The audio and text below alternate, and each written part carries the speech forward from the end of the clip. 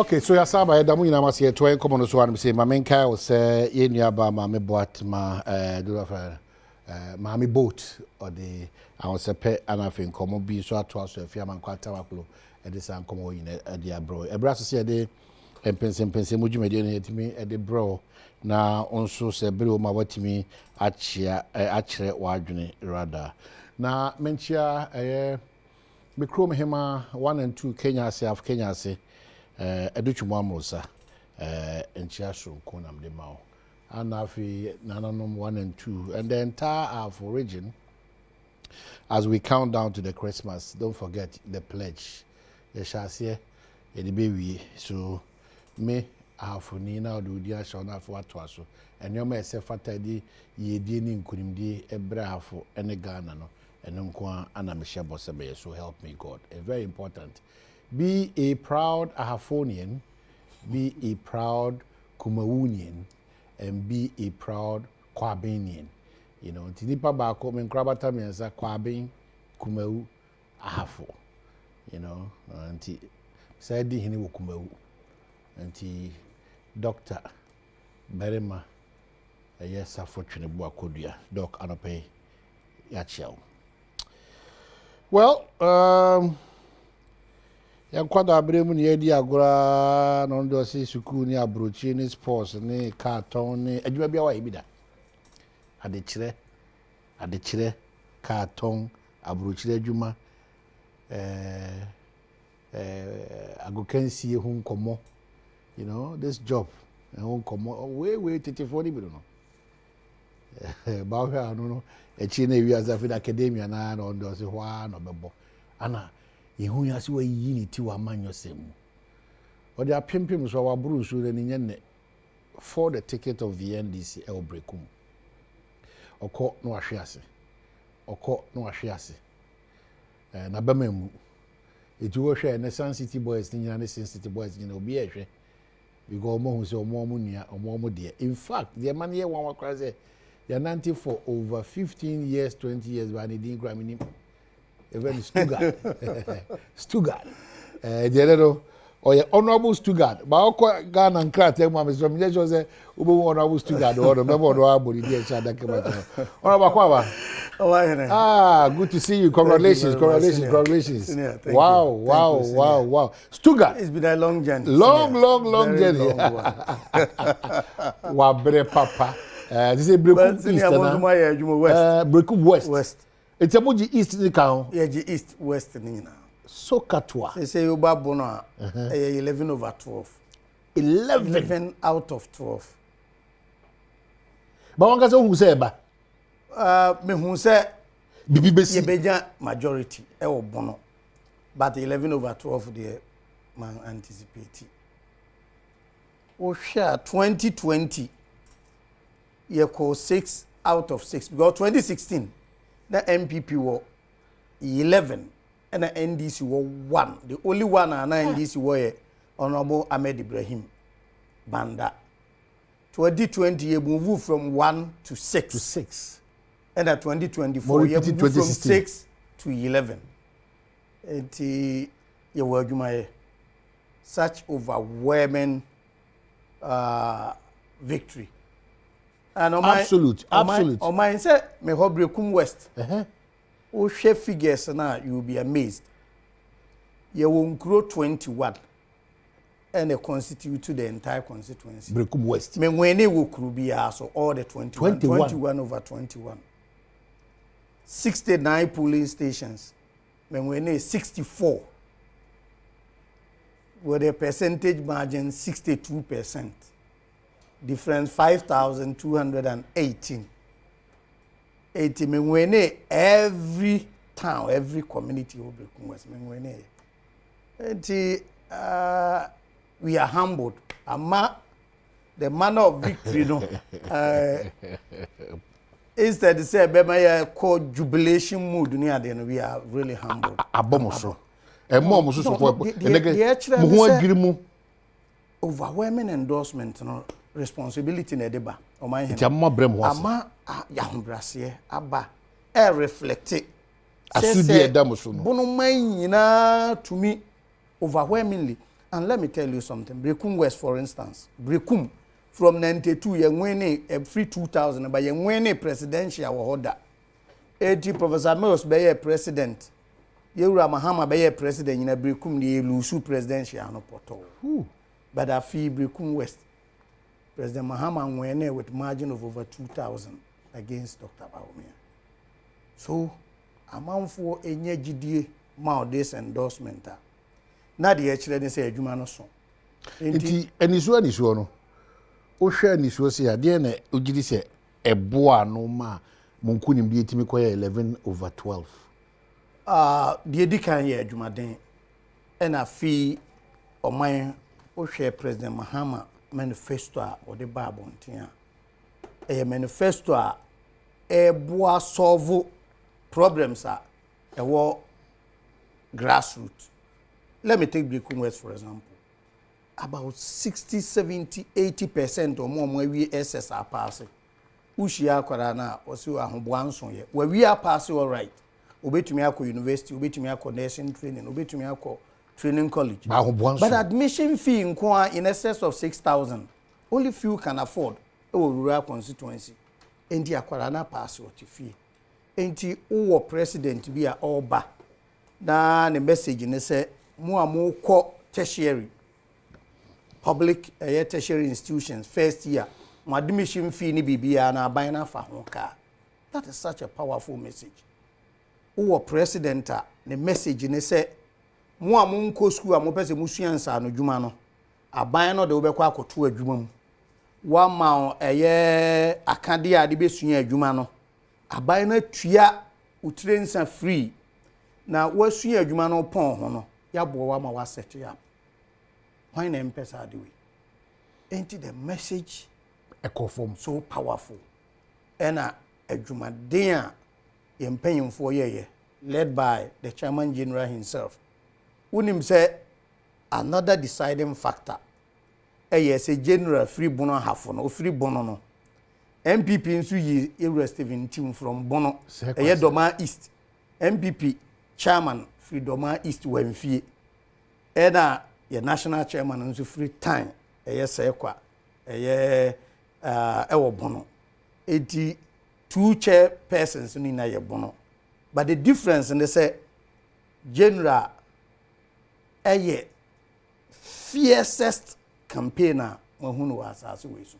Don't forget so no ankasa time na wenchi time banda bom no nyina no he was MP 3 times straight away to nim terrain ono a wie na surrender the to hoko di general secretary. He was the field marshal ewo bono obedi 2 strong weeks ewo bono and it paid. In fact, as late as 4th December, General assigned by Bono 3 days to election, we free Accra fly when they hit key spotter and it paid off. One of the constituencies benefited on the 4th constituency, Okokraso. Such a tough area, but the area winning by margin. Not winning by 900. Kraso 900 difference. And he, Oman Sedana ye de bema Brekum West for ye de bema bono mine na yewre kodwo nyamche ma afode ye ni ma seda ye de man obedi chairman say won ten nkan what is all ye interview what form no ye adwuma nko strategy or the true form no ebi ne say wo ho a could you believe say parliamentary candidates ube tu kwanya free constituency abankran kura je say win for be no ko je permission. Because now afro Stuttgart me wo constituency o he e di uni constituency problem wo hwa Dr. Punimo na mo atiesi obefro na or 5-10 minutes away from o constituency. Where are you? So everybody was on the ground. Eti anya me nwanwa say ye CP constituencies no nyina, but the margin of victory no there, to be very honest. Make I say, I'm humbled by the margin of so victory. You admit that as a person, no, you have that responsibility on your shoulders. You say you need to live up to a certain expectation. Exactly. I'm one of few people post-election, they make a bold pronouncement, say, the SC or 2024 no lesson for us.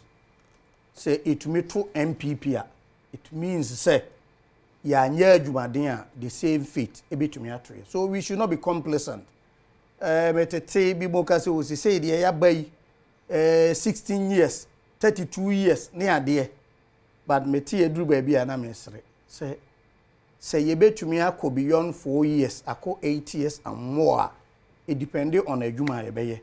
But ye complacent say oh the manner of victory President Mahama anya said ye sweep constituencies for over 2 terms in parliament no ye wie the next 8-12 years MPP into me mabaka we are joking.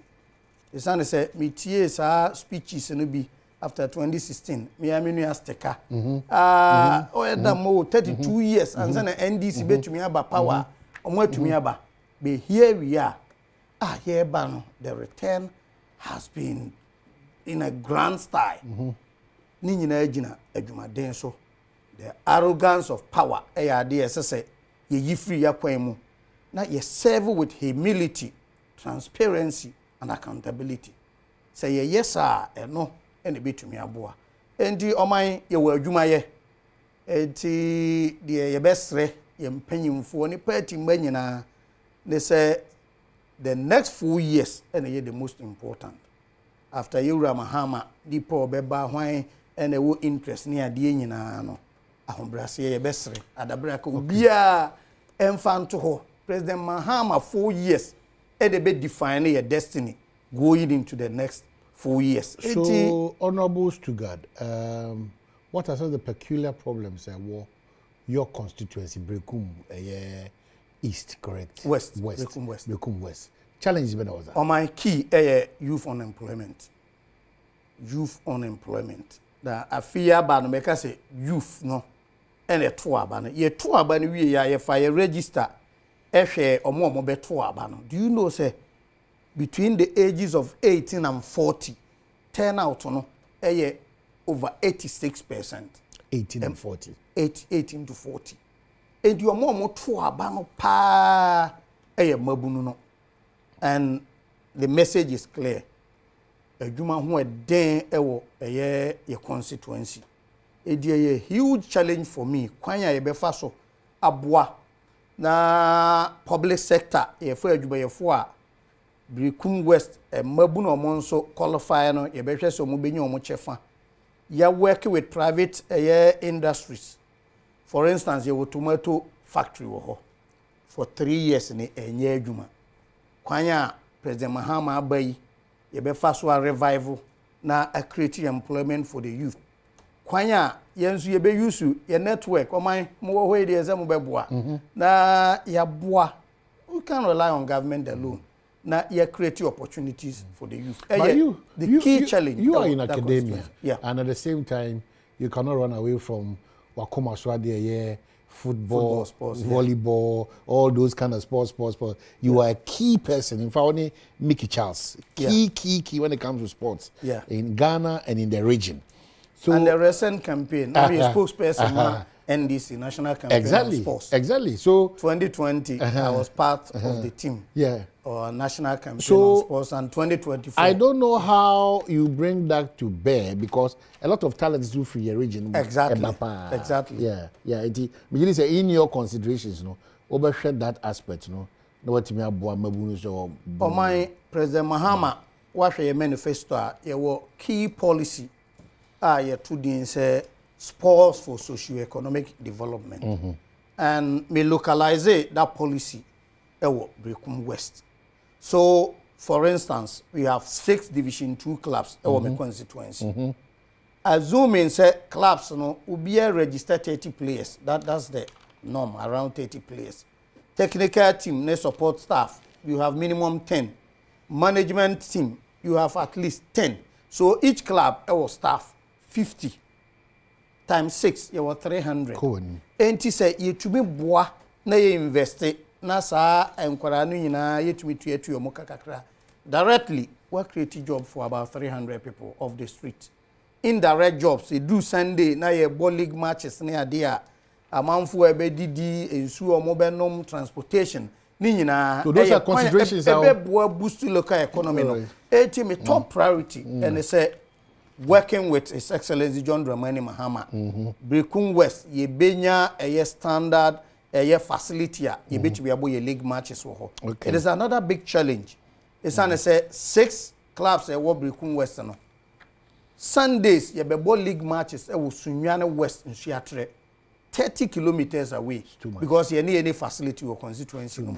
And that was also a big driver for you to now move to my end because one, President Mahama, the policy on sports, now I'm a spokesperson, and President Mahama himself, back on or be elogize me on me knowledge in sports and quite be fast to Abuama sports to me tumpon. Enti Brecum West, ye share him say, yatu aba overwhelmingly ama His Excellency. Na yasuma memra hye badwam se me nkɔboa na mamu no nyina no yenso sports infrastructure facilities a epe boa ma ye develop as a constituency about sports a menim say ye sabeka. So it's also key area priority a animanimu ya ye behwe se by next season. In fact, I've assured constituency youth ne clubs ewo ho say by next year we will not be traveling to Sunyane West and sana yet to me about league matches. Whatever it takes, you better say at least you be standard playing field that you be to me about league matches. Now Abua developing football because of my winning say about Ghana football talent. One is the heart, and of course Brecum is the epicenter. Inti you better na with sports no Yabua. I left you for no create opportunities for them. All right, I also got me that CP. You say I know buy a free bono buy no between no call amanone and never boka obe breaki no call parliament I want to say. It ya mana kwa baba nkran, you know. As you know di kan suma ya hanu say almost 20 years ni. And ya sabi shia. It say odupe ye gene passport awaka parliament. Ene na pre county. Ye pray a me fa hafa no ko bono. Yes, I be share one cry. That's it. And say, baby, branches way. Oh, baby, be brew. 2028 banana.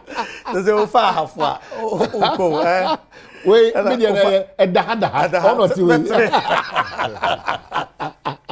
Reverend Akwaba. Well, yeah, the young Christopher, the enemy say, do say, you know, need say faster. Emma Trade upon Yanko. Sure. Yeah, that's not yeah, so what me akọ say. Of course. Now was our tia power sa. Yeah, yes, correct. Me carry last episode they could see say what teaching. Now crowd me ka you see we but at the hand house the baby I see. Bibia akọ kama. Cobra the kan nyame na dey aseda. Good. Na they talk to me so madam me consistency na ase. The otoma me o the antoma me aba na yato awi. Me do bia ase. Abaton so asomdwie na unyame pe na waye nti menua Stuttgart yamana kwaba never say or start here nyende but the unyame mre so ye no unyame akasa na brabom nti kobra dana enefam we do be catch you say to become an MP ade a nkola agora enye dwaketwa nti ebo bia wa wi ni bia abaso But Mesa can't share my constituency for class. Era, because Mensa would din kunim. Yen support no. Na fortunately for us, no, and quiet say we are in this near what we need and omuni control our parliament. A bandi benya a full control or the bear near. Maybe any pains. And there may be a yes soon after a tosino. Yamenam subit made I corrected those things for us. He has a support to him. You will be a trinqua, especially you are John Dramani Mahama. The CA nyame manesi even though one be say me Stuttgart nipa fam me nim so na MPP lusu na da ho say we be free 169 to 137 now struggle try to even take over parliament as majority definitely na omu descend to the next level. Yes, they were descending away ho hwea na enye but that margin na omu lusu ye ne de na ma dwen ni ho saa but we na kyerese nyame tumi ade nyina de nyame so opese oye no obeye bibia ntimi sia no kwan tumi bia ni ho tumi bia nyame pese oye bibia oye bibia no tumi bia ni ho bit me see no sometimes never be see ha na nche say onyame ntimi nyewo but ene mre na enso ye saa mre no so na so wura no pagya ne ho na okeka ne ho a neema nyina abre ne ho ase nyame pagya ne mu pe akodie nyina abre ne ho ase okay so for baby a wote no ne oni wa ode hwa ade no what could you say some of the reasons in here a man sa absolute victory etimi koto NDC for us absolute media de metima kire say nyame pese o kire Ghana fo bibi say tumi nyina ya ono nyame dia de ono pe no de ya en fa on say I'm happy say me needs to get a kasapa wa kasa yi pa look ena ebinima hwe ase ebinimo sorry o mo refisa hwe ase ni hobi na sa na ye wo pe ye wo sa pe so ahwase ni obi no wo hwe ase na wo hwe ase obepura the moment I obey what you say ahwease ni hobi no de bi so ohwe nhwease we ya obi ahwea onu so obi antimi nhwease say bie mu da wa abrabom na say o andwen sa wo hwease obepura o say eduan mo hwease apura aka ho o hwease keke o omopura o hwease o say apura aka ho because they see e bin see that it say omo so mo mutimi omo de no man hwe ba bia na omo da omo sori gina so omo pira omo pira chense de we no pira no. I was at 2016. I remember saying, we are who lose election, 1 million votes. We are who lose election, 1 million record. You record for and say, no, you just simply say, Mahama class once. The only class I'm Mahama one, so I a one-time president. And to OBI 222, I'm not a one-time president now. OBI no about our class now. What you say? Now, or Kasasi Nipa. But then you may walk a different version. Nyame adwen different from the na you record for the enye nyame adwen ni pa no don't me no don't nti any kwan say wo susu bone ma wonua any kwan say wo ye adwen so be bre wo bi ase wo di wo tumi say na wo manye tumi o di tumi be hyenkofo so tumi be jinkofo adwuma tumi be senkofo adwuma tumi be tata nkofo eh ya careful tumi ne yawo dia ade bia ye de e free obi nsem de ma wo ye hwesofo but yawo dia. And that is why I say, well, who say we are so now by what you say, we are champion ta a free one, sir, because the need to be free inside. I mean, I will trust him. Or she can be a O2 coin, no friend and call for. But the baby crash will be handsome. So be a fan coy baby. The other day, see and or G and or the command, the any account. It's to me, young baby. I want to say, the Ahobras, Eba. Say the Ebuoba. Yen ya fam ha de wadaroma reverend mamenka ncho me de minya betina so de wo no a wo wato aba ma me hu se wo no se bi wadaroma wo ye nipa wo it se wo sa be som me ndi ya fam de sa nyoma na wo pese wo da de che na ne ye de ma ye pa ye tumi no nti na wo be kwa san ba o se enfonso aye nu MPP for year 2016 NDC4 repeat bi okay say and the MPP buy on kofo become a group and on now jing forecast. Yeah. And say omo retrieve a buying Japan. That's a broad 2 million to do that. Okay? And now you be aba. Aba ne cry change of power no cry. And then say basintali time. Change of power in your and then you conquer force so. Can you imagine say we go to regional officer, Omakoto Forestry Commission for car ministry to in Kakoto. Omoko head officer say the opposite Achimota Forest call ho ko bu warehouse ani fridge say go be 9 omu yi call brand new cars or high project cars or they were demanding for keys so what they going so what they going now we need power na him for na the power na ma ye na the ma na him for na the power na be we ye na the be the one na the power na anybody. That's the whole thing. What the power near one. So, and no, Busa, I think we lack two things. Yeah. The Obenya Kukudru Akase, this is a new, fresh page. Yeah. And the issue of principle. Yeah. Because the DNA equalization. Yeah. And if you raise the issue of, hey, I don't know about the they go back to pull Freddy Blay. Time and now, bro, you to say, and Simon also can say it's a check on the state to ensure say it's Adom. It was there. So what was ama ye to accord the next step in our life no. They say so MPP for no tro bibia egu honum. It clearly Saban is about 12 years old, 8 years old, whatever years old. Almost so bad. I did a course I say a Kutiano. Same thing. That's a way. Answer a party in Ghana bet me breaking 8. I just almost be different from the other party, otherwise they will not. So person kutra ngotwe na. Sure. Ese onyo bebre dance. Penifo say do baby obi ahwe ase a. E free ani hwe hoyi. E to ebo ase. Say ba ya nkofwe ase den e wo ho. So 2 wrongs doesn't make 1 right. Omo ye bi Ghana for di ho nkomo. Say enkomodie no anko ye because of certain actions ankofo bi ye. Nyame adaroma. Oman no ntira me ya me ni nuanu MPP before asem bi omo ka kan mystery. They say omo nkofo ameto aba. Nkofo ben ya. Nkofo de kem. Aha, omo free. Omo he. Omo aya. Say den komu lose election da. Wadaroma nkofo na kem no. Me say omo ka he. You see, Oko Western of Ankofo Kemu. Cobra? Oko Western Ankofo Kemu. Oko Asantima Ankofo Kemu. Maybe you Framanten Frima. Region be Abakobia, Omujidi Muchese, Ankofo Kemu, Omunsusimuno, na a one Ankof. But your MPP card bearing members, you're saying?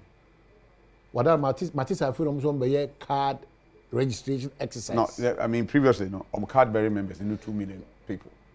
Only 2 million voters. Why register? Nipa on the 2 million. 2 million MPP for only 2 million. It is a 2 Obama now more than 4 million. And your party for and a better Obama, a Ghana for and a better Obama. Ghanaian decided in 2016, NDC for me Ghana for to be 2 Obama era Kufado. Oh yes. It is uncountable in here. Yeah, when you cry, say what she say. A prayer.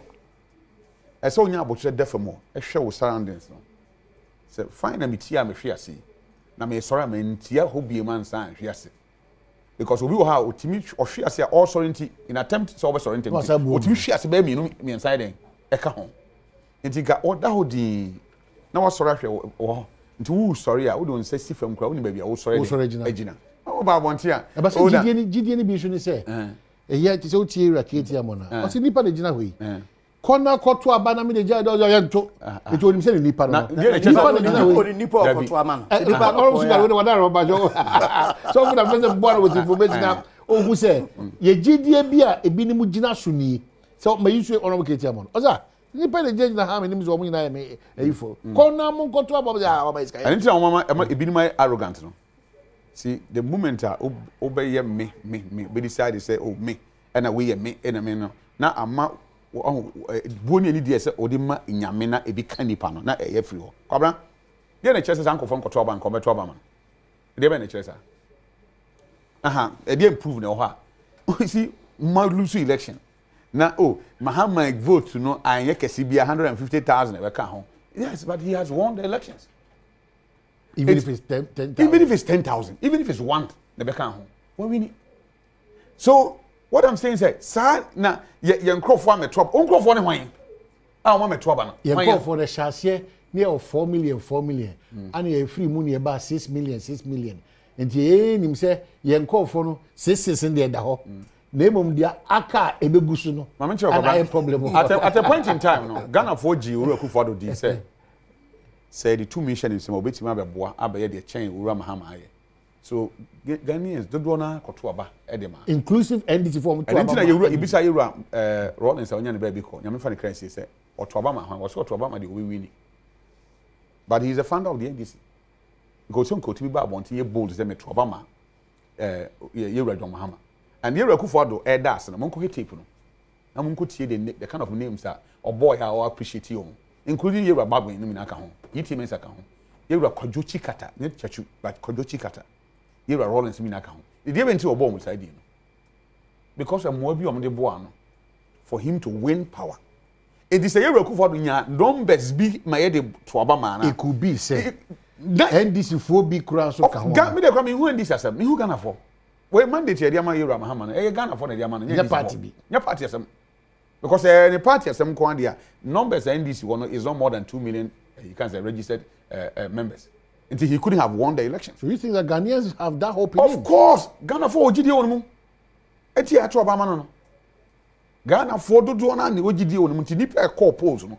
Say 100 ne call ye kra na emu 70% say yewura mahama na ewugidi onum say baby yedri obetima po ma Ghana fa na toma pafira so the you say yanto yankofo wo fie na okọ Eastern region yankofo say okọ Western region yankofo say okọ Brown Half yankofo say okọ Central yankofo say oh province you've lost the elections go back na kohwe de ntia nsfonsuo bi e ba ya niam bi amanye ne yie kasa bi amoka ye suban bi amuyi nadi enhyehyɛ bi amode ba ya Ghana fo antia se bibisa maame panimu bi o Ghana ase panimu pa bibisa no say 2024 mo campaign mo slogan e den mo campaign message na de ben e den ankasa bibisa o Johnson ntimi anka na mo say so if you group Ghana for by 10 now we some say MPP force den dey no some by digitization yes or dey ben say we are seeing a free sa crack who doesn't know nyoma I say no abodi enyanse so de call hare so tin nkyerɛkyerɛ mu no say na Ghana 40 ase fa a on begin so ya to about so the message did not go down well sure you see when another was coming that free education na ya kana ya no nkola nkete kora na mfia no mo ka free education one district one factory obi enim e da obi atim are you saying one village one 24-hour economy ni bibi ana kobra adwuma papa yes adwuma papa unu be tie adwuma because the MPP helped the NDC to sell the message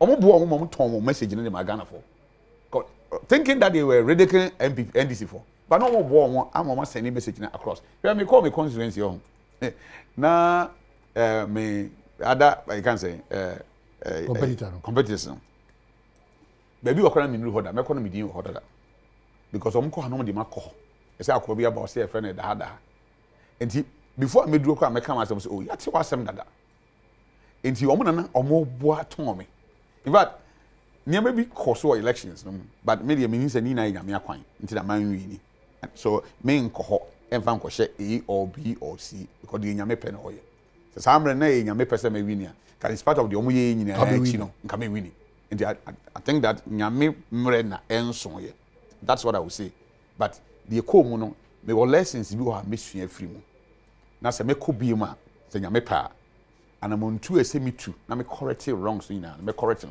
se bia me tima san ba bi mu e kwabra me constituency ediba be 10,000 anto aba no mo kromenso yes o mo na anto aba nti mi ka se sa ankofo na anto aba no me na nka o be to aba ama me nti o ma me to aba nti na me lose election ana no be to ama MPP na nka o be to aba MPP no be to ama MPP because me that's all we do okay party ako gugu no no say nipa ankoto aba o so dia je so ma ko me say wa say me some ko we mini gugu no so edi o de ba honom na o sa nipa na anto no of course aga honom ko to because me campaign ye you so mo je masem to mu edi nipa na anto aba no nipa na anto aba o ye me nkofo na no see factors bebre ho nipa mfa in trouble okay and indeed if these people beto abana that day na kwan be na metima fa so gina se sa ankofo to aba nko ade anka be na beto aba ma me amma wini it dey me misre ye nuanu NDC for and still akanina hwe abrabo no nsem ye yi a ho na ohia se obra wo ase na abrabo a ayeyi na tumi ka ho e dangerous because tumi di sika any 2 minutes nam saa ne mani mienu nyina de ahomaso e den ebe ni pa abrabo the moment that said ye wura mahama kwabra na memben sa but mre kona ebe awie kakra menya opportunity meeting no ana me hu said ye ni su ne bantie se saa pa na otie a ode ye ne nema dia ene ndisi fo hiya so omusu ya bibi free papa no enchen very calm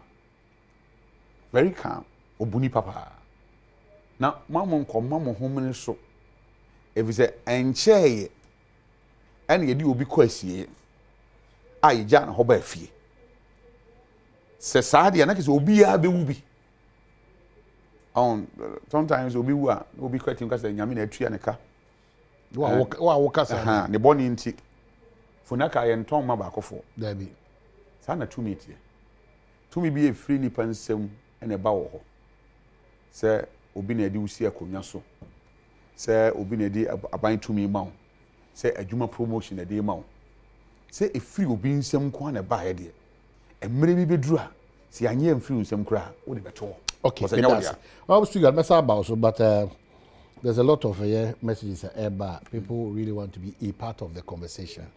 And the next question is that one kasawa by your expectation from our president-elect and our party leader, and what you want to tell Ghanaians at this point in time. Because him say, they are confirmation and say we January 7, 2025.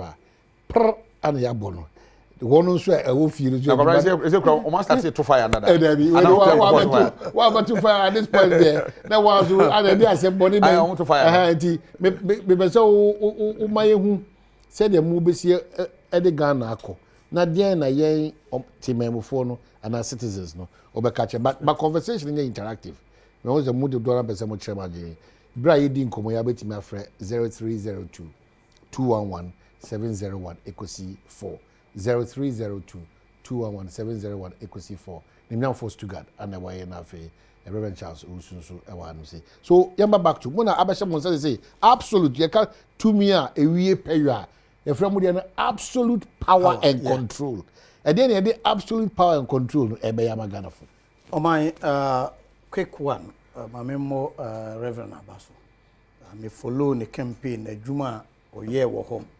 Frama na ebo no ka ho bi na kwanwe enti o my message no and I'm very happy say ono a wehye ne nua odi nkunim asre nkranza no in his campaign no nkranza no say omunyina support in his campaign ade o and say whether or no whether MPP or NDC nkranza must develop. That's the priority.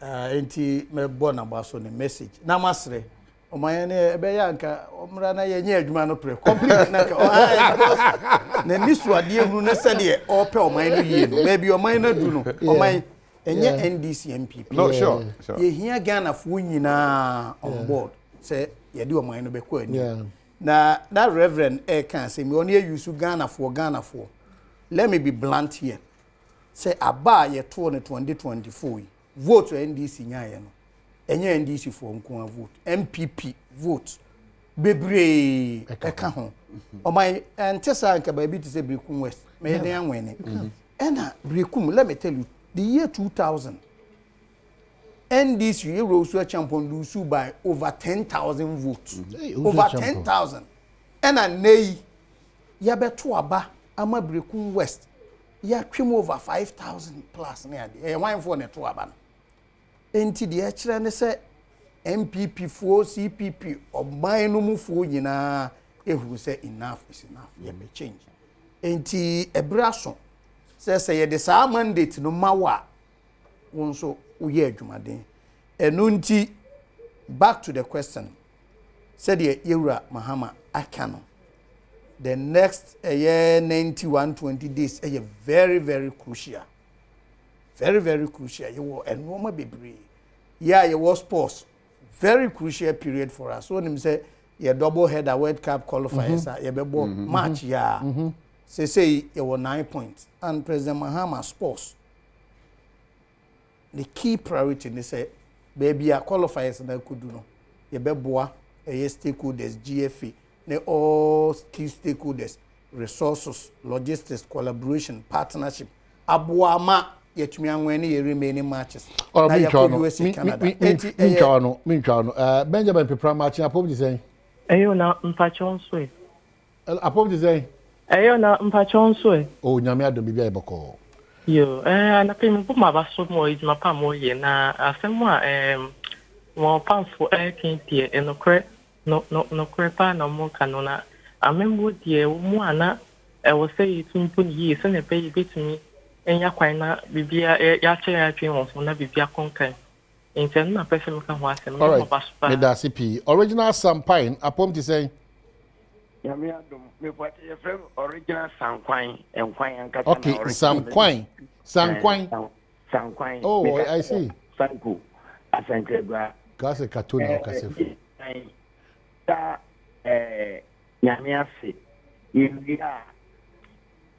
area jumedia a course we are batwa ye pa John Dramani ma by win no ye bona to pa na me MPP ni asa sabri amekete manu hu na egu yen because me go original me rawo okay Jeffrey yeah asanjega NDC youth no sabri omani na mining site to be amfa na kudie mu sedio ye papa mahama wo ye campaign wan kasa se wo ya nkyere ye ne because more scale man in association ndimi NDC for omunyo abotre ye hwe de papa baba ye na se bio ye se de bodi ana anche wo nantwie no podia no saa na enche okonfo ntem na Ghana no ye nye ne se abai bi obebe bia onhwe obi bia yi titire small scale miners no all right yeah that's it so the bottom line is that maybe some NDC people and I said bad people are taking advantage of the changing government in misbehavior. Auntie Philomache na it is saying ya do more see what are my you make us our central region Fantaman assault for o di panomema yera John Mahama itrupa tinhoji and the Madia ya celebrities for NDC feature saying of and me kuma se kuma would phone in celebrities for a year campaign NDC for mama Ahmed Trinko esanso ma ye bra kojo ahin Dr. kojo ahin a won fantim ha ye mani Trinko na ye ni so ade hu ni se saa we ni binsi da e wo bebi a ye aka adwedi obo media na ma do sudi for the ade ade ni na wo NDC say papa say wa bay Ghana in so dia wo kan ye bia no omra mai say yanko kon ketenkiti o en confirm ketenkiti o so ketenkiti o bia boa bia kitikiti bia ye banya bi say ye banya o mo baya nkese ne yetumi bia ngu o man no na men ka obi bia Auntie Philodi no say ade de bia we NDC ya te okay friend adwedi no D for the devil oh D for the devil okay so Sam march and any Sam we na ve yemra back to Sam apom to say oh nyame adom MPP ni strong but me to my NDC oh yeah MPP ni my NDC because of gunu any nyoma fun a of yam panyifo na nkasa di yen wo they were victim church oh now oh yen so MPP what share me former order NID boss order Mr. Samoa Asamo Dr. Samoa now yeah now Dr. Samoa and your man na yes so hello Patrick you yeah that is so bad enti ba me ba out I was say blaming games and this say ya blaming games ana ya nkasa ama obia akoma anto ne yemu a MPP ya better position because Canada ne nkofo bi no and Canada mpo de ye na ne nkofo mi de ka ho no udu play house afanya and so ya boa ma ya ba abemu it yes ana no blaming games yeah any ya better position 100 years all right because obia ni wa sabi MPP we win yen the be no ma asay okay so Mamendasi so some is buying into the